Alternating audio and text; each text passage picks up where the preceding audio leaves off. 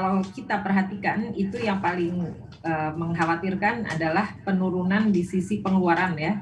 Jadi ada investasi menurun minus 0,48%, itu membahayakan. Sementara itu ekspor yang turun 11%, tapi impornya 23%. Itu pun mengkhawatirkan karena berarti impor kita banyak akan mempengaruhi industri pengolahan di masa depan gitu ya. Kalau kita perhatikan per sektor nanti juga demikian. Lalu konsumsi juga turun minus 4%, itu year on year. Jadi tadi sudah disebutkan negatif 2,19% ya.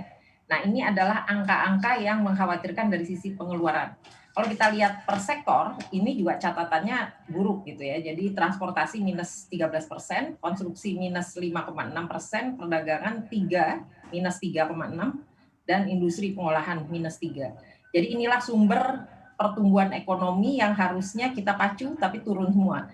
Dan di sini juga sumber lapangan kerja gitu ya. Jadi kalau kita kaitkan dengan angka lapangan kerja yang juga kemarin keluar di Agustus itu juga sudah negatif.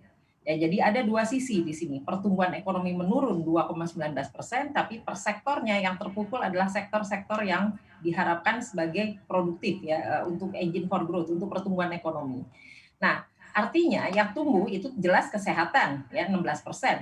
16,5 bahkan, informasi 10,9 hampir 11, dan pertanian masih 2% ya. Jadi kalau kita perhatikan per sektornya, ini adalah sektor yang sumber pertumbuhan. Nah, yang membahayakan juga itu adalah keseluruhan, ini berarti perlu kerja keras pemerintah.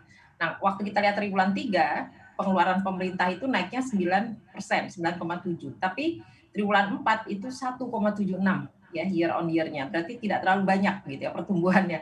Nah, ini kan serapan yang menjadi pertanyaan ya. Jadi ada masalah juga dari serapan anggaran dan tentu saja efektivitas dari alokasi anggaran, tepat sasaran atau tidak gitu ya.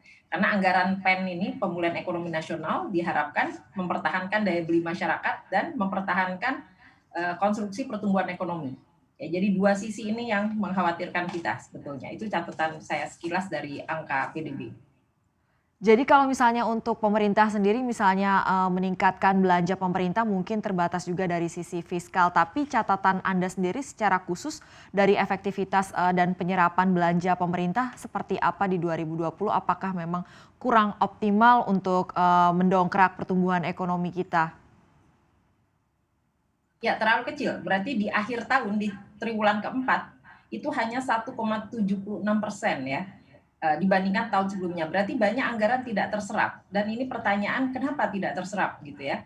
Memang kalau kita perhatikan sektor by sektor nantinya akan terlihat kan anggaran yang dialihkan untuk kesehatan misalnya itu kan juga serapannya rendah karena vaksinasi kan masih belum, waktu itu tertunda. Nah, ini adalah contoh bagaimana yang juga dikhawatirkan adalah bantuan sosial ya, anggaran yang diharapkan diserap dengan baik juga ada penyimpangan ya dari situ yang diserap ke masyarakat sedikit, yang bocornya cukup besar.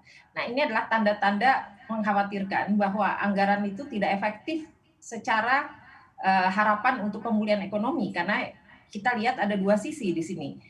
Sisi untuk menyehatkan dan sisi untuk mempertahankan daya beli masyarakat yang kena. Ya, jadi untuk menyehatkan, di sini kita harapkan anggaran kesehatan cepat terserap, vaksinasi cepat terjadi gitu ya, supaya ada game changer, ada perubahan dari perilaku masyarakat ya. Jadi diharapkan dengan vaksinasi maka lebih sehat dan kemudian tumbuh perekonomian. Nah, ini agak telat kan jadinya tertunda gitu ya. Jadi kita harapkan ini lebih cepat lagi. Ya, walaupun tentu saja ada masalah dari kendala tersedianya vaksinnya sendiri gitu ya di dunia. Tapi kita lihat ini PR-PR yang harus dikejar gitu ya. Jangan lupa install aplikasi CNBC Indonesia di App Store maupun di Play Store untuk mendapatkan informasi dan perkembangan terkini dari berita-berita ekonomi dan bisnis.